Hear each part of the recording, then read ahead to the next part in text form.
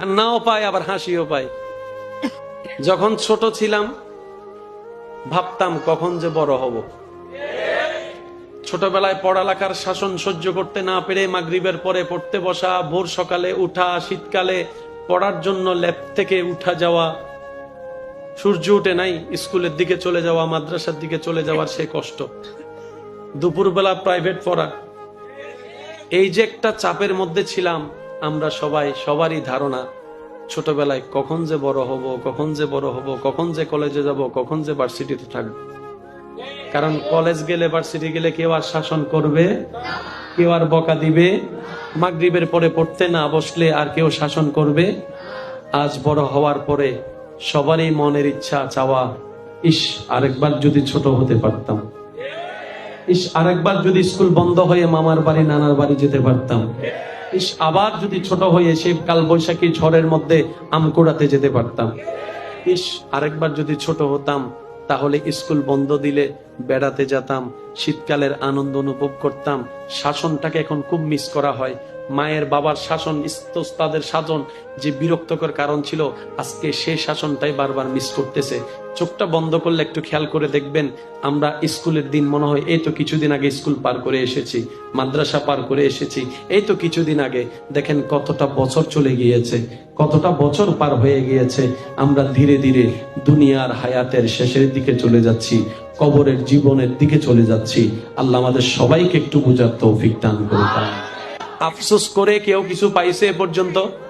একটু জোরে বলতে হবে, আফসোস করে কেউ কিছু পাইছে? টেনশন করে কারো কোনো সমাধান হয়েছে? কোন ভাবনাই পড়ে কারো কি রাতের ঘুমটা ভালো হয়েছে? দিন কি রাত হয়েছে? অভাব কি চলে গিয়েছে? কোনো কিছুই পরিবর্তন হয় নাই, হবে না। তাই বলি কি, সর্বদা খুশি মনে আলহামদুলিল্লাহ বলতে থাকুন আর ধৈর্য ধরে চলতে থাকুন। দেখবেন আপনার অন্ধকার গলেও আল্লাহ চাহে তো একদিন আলো আসবেই আসবে। বলেন সুবহানাল্লাহ। বান্দা বলছে, মওলা ইসলাম নিয়ে আমি মাথা উঁচু করে কিভাবে দাঁড়াবো? চতুর্দিকে তো বিজ্ঞানের জয় জোগান। ও মওলা ইসলাম নিয়ে কিভাবে দাঁড়াবো? কারণ আমি জানি ইসলাম মানে নামাজ, ইসলাম মানে জিকির, ইসলাম মানে রোজা, ইসলাম মানে হজ, ইসলাম মানে যাকাত, ইসলাম মানে শুধু আমল। রব বলে যে না না বান্দা, তুমি ইসলাম বুঝো না, ইসলাম বুঝো নাই তুমি। ইসলাম মানে শুধু নামাজ, রোজা, হজ, যাকাত নয়। তুমি কোরআনটা তো পড়ো, এটা শুধু সওয়াবের কিতাব নয়। ইয়াসিন ওয়াল কোরআনিল হাকিম। বিশ্ব এগিয়ে যাচ্ছে বিজ্ঞানের অগ্রযাত্রায়। আমি আল্লাহ তোদের কেমন একটা কিতাব দিয়েছি, যে কিতাব হচ্ছে জালিকাল কিতাব লা রাইবা ফি, যার মধ্যে বিন্দু পরিমাণ সন্দেহ নাই। আর ওই কিতাব শুধু সওয়াবের কিতাব নয়, আমলের কিতাব নয়, এটা বিজ্ঞানময় একটা কিতাব, কোরআনুল কারীম। সুবহানাল্লাহ। সবার জন্য নবী, তার মানে প্রত্যেকটা এলাকার সমস্ত ডিমান্ড পরিপূর্ণ করার, সমস্ত প্রশ্নের উত্তর দেওয়ার কোয়ালিটি আল্লাহ তাআলা আমার নবীর ভিতরে দান করেছেন। শুধু তাই নয়, এই ইসলাম কিয়ামত পর্যন্তের ইসলাম। তার মানে যুগ যেমনই হোক, সাল যেমনই হোক, ক্যালেন্ডারে যেই সালে আসুক না কেন, প্রত্যেকটা সিচুয়েশনের উত্তর দেওয়ার মতো ক্ষমতা আল্লাহ ইসলামের ভিতর দান করে দিয়েছেন। সুবহানাল্লাহ। খুঁজি নাই, ব্যর্থতা আমাদের। তালাশ করি নাই, ব্যর্থতা আমাদের। গবেষণা করি নাই, ব্যর্থতা আমাদের। ইসলামের কোনো ব্যর্থতা নাই। মনে রাখবেন, ব্যর্থতা সব আমাদের, ইসলামের কোনো ব্যর্থতা। ইসলাম ব্যর্থ হবে কেমনে? যে ইসলাম আল্লাহর, যে ইসলাম সাজাইছে আল্লাহ, এই ইসলাম তো কখনো ব্যর্থ হতে পারে না। আমরা অনেক সময় নিজেদের ব্যর্থতাকে ইসলামের নাম দিয়ে চালাই দিই, ঠিক না? আমরা অনেক সময় নিজেদের দোষটা ইসলামের নাম দিয়ে চালাই দিই। ভুলটা আমার, ভুলটা ইসলামের নয়। মনে থাকবে ইনশাল্লাহ। আপনি যেদিকে তাকাবেন বিজ্ঞান আর বিজ্ঞান।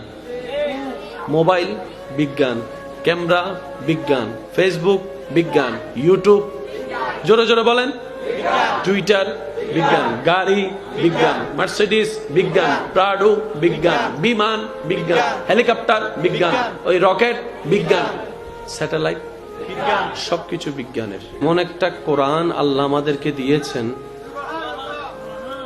এই কোরআনকে নেওয়ার মতো নিয়ে এই বিশ্বে যাদের সামনে গিয়েছে মাথা নিচু করে আসতে হয়নি, সর্বদা মাথা উঁচু করেই এসেছে। এমন একটা কিতাব আল্লাহ দয়া করে আমাদেরকে দান করেছেন যেটার নাম কোরআনুল কারীম।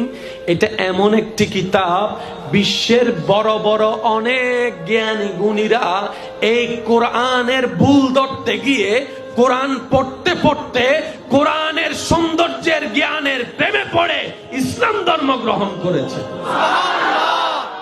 এই কোরআন এমন একটি কিতাব, যেই কিতাব নিয়ে যারাই অগ্রসর হয়েছে আলোর পথ দেখেছে, অন্ধকার থেকে মুক্তি পাওয়ার রাস্তা খুঁজে পেয়েছে। চিৎকার দিয়ে বলেন সুবহানাল্লাহ। আল্লাহ তাআলা কখনো কাউকে নিরাশ করে না। এই আল্লাহ ফেরাউনকে পর্যন্ত দিছে না,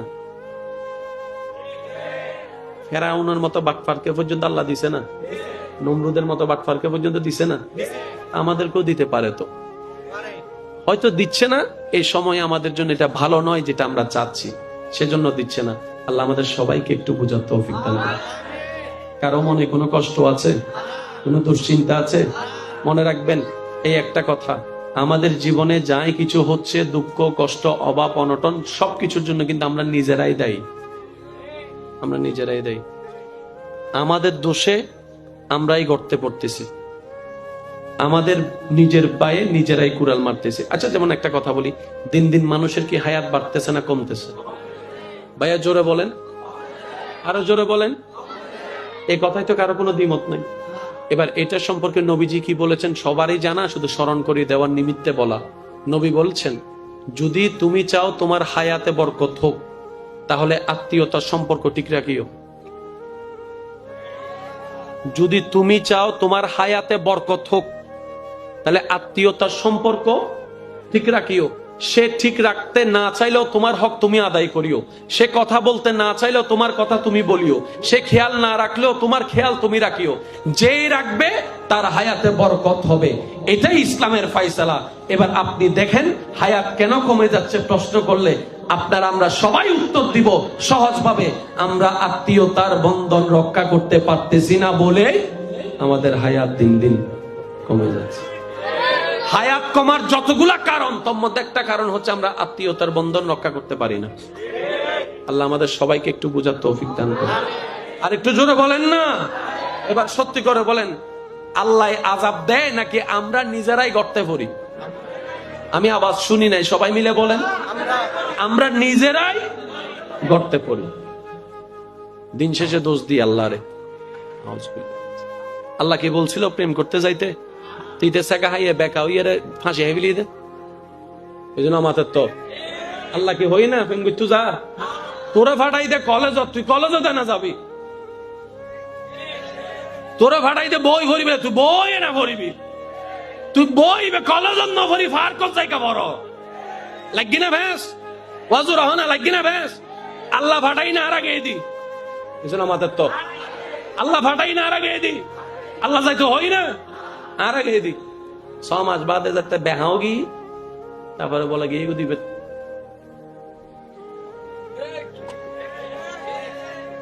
আদে এই জীবন আর রাখবো না, ইয়া তোর জীবনই ন রাখতিকা আমি ছাকা খাইয়া বেকা হয়ে গেছি। তারপরে তাই যদি মিদি রাতি হান্দি হান্দি আল্লাহর হদ্দ, ও আল্লাহ তুমি আমার সাথে এমন কেন করলা? আল্লাহ কেন করলাম তো তুললো? বরংস তুই যে কলেজ ফাঁকি গিয়েউস 10 জনে দিলে বেজ্জুত হবি, আই আল্লাহ সত্তার এরে তোর দোষীন গোপন করে তোর ইজ্জত রেখে দি। তুই আর জমিনে তুই আর হতার বাইরে চলর জমিনে তোরা হাইবে তো যাই, আই আল্লাহ তোরা বাঁচাই দি। তারপর হদ্দ আল্লাহ সরি বুঝতে পারলাম না, বুঝতে পারলাম না। বোঝনে হক খাই না না হয়, একজনের সম্পদ একজনের হাত দেন না, টেয়া হেবেলা দেন, জায়গা হেবেলা দেন, ইতারা হবেন আরো বেশি করে হেবেলাই। হ্যাঁ, বেশি করে হেবেলাই। যার হার ইতে খুশি হইবেন। হ্যাঁ হইতেও ভাই, কারণ দুনিয়া সহ্য করলেও হইতেন না, মামলা করে দিত। তো আল্লাহ তাআলা ওনাদেরকে সেইভাবে সাজাই দিয়েছেন, যা ভিতরে দিলে হারবে না, জিতে আসবে। না হয় আপনি দেখেন ফেরাউনের দল কত বড়, মুসা নবীর দল কত বড়। কিন্তু জিতার সময় জিতেছে মুসা কালিমুল্লাহ। রাস্তা নীলনদ কাউকে করে দেয় নাই, মুসা নবীকে করে দিয়েছে। সুবহানাল্লাহ। কারণ আল্লাহর দল কখনো হারতে পারে না। সবাই মিলে বলেন, আল্লাহর দল কখনো হারতে পারে না। আল্লাহর বন্ধু কখনো হারতে পারে না। আল্লাহর প্রিয়রা কখনো হারতে পারে না। আল্লাহর প্রতিনিধি কখনো হারতে পারে না। আল্লাহর খলিফা কখনো হারতে পারে না। সুবহানাল্লাহ। দিয়েছেন কে? আল্লাহ। ওই আল্লাহর কাছে কি কমতি আছে? না। অজানা কিছু আছে? না। তার মানে উনি সব গোছাই দিয়েছেন। যেই নবী যখন এসেছেন, ওই নবী ওই যুগের ওই সময়ের জন্য 100 কমপ্লিট ছিল। একটু জোরে বলতে হবে সুবহানাল্লাহ। এবার আপনারা বলেন, সবাই জানেন প্রত্যেকটা নবী রাসূলকে আল্লাহ নির্দিষ্ট নির্দিষ্ট এলাকার জন্য, দেশের জন্য পাঠিয়েছেন। যেমন মুসা নবীর নাম আসলে আমরা বলি বনি ইসরাইলের নবী। বনি ইসরাইল নামই নুন না, কেন উনি লেখেন আওয়াজ দিয়ে হন উন্নন না, বনি ইসরাইলের নবী বলা হয়। অনেক নবী ছিলেন ওখানে, কিন্তু আল্লাহ তো আমাদের নবীকে সারা কুল কায়নাতের জন্য নবী বানিয়েছেন। একটু জোরে বলতে হবে। আল্লাহ আমাদের নবীকে সারা কুল কায়নাতের জন্য নবী বানিয়েছেন, রহমাতুল লিল আলামিন বলেছেন। আর আমাদের নবীর পরে তার কোন নবী। এবার সেই নবীর এরিয়ার ভিতরে সিটাং আছে না নাই? আমি একটু জোরে জোরে আওয়াজ চাচ্ছি। চট্টগ্রাম আছে না নাই? Dhaka, Barisal, Sylhet, Natore, Rajshahi, Bangladesh, Kolkata, India, Pakistan, Dubai, America, Africa, Australia, Netherland, Finland, Switzerland, Australia, Brazil, Argentina, Nepal, Bhutan, সবগুলো আছে। কিন্তু এক এক দেশের কালচার তো এক এক রকম। এক এক দেশের মানুষের চিন্তা ভাবনা এক এক রকম। আমি কি বুঝাতে পারছি কথা? সবার জন্য নবী,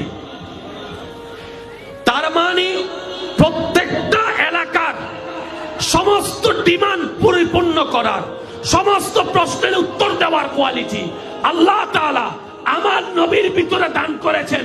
শুধু তাই নয়, এই ইসলাম কিয়ামত পর্যন্তের ইসলাম।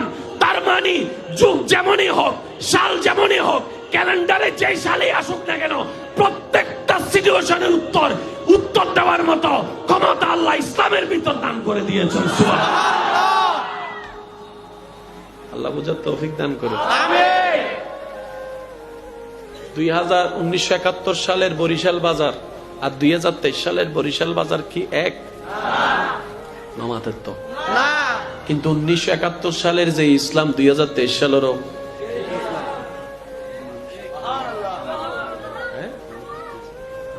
সামনে জায়গা নেই তো, আচ্ছা বেশি লাগি বইলে মোবাইলটা যাবি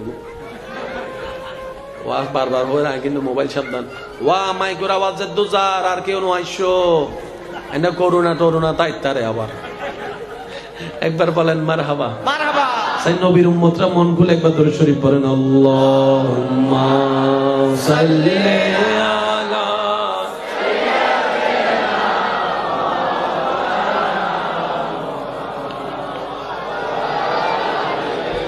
সাইয়্যিদিনা মাওলানা। আচ্ছা, আপনাদের যদি কষ্ট না হয় আর কি, দেখেন একটু যদি সামনে আসা যায়, জান্নাতের বাগানে আরেকজন ইমানি ভাইকে বসার সুযোগ করে দেন। একটু একটু একটু একটু সামনে আসেন। জন্ম আমার নবীর যুগে হলে, ও জন্ম আমার নবীর যুগে হলে, দুনয়নে দেখিলে কেমন হতো, জন্ম আমার নবীর যুগে। আওয়াজ আয় বেগুন না ভাই, বেগুন মিলে কি আওয়াজ? জন্ম আমার নবীর যুগে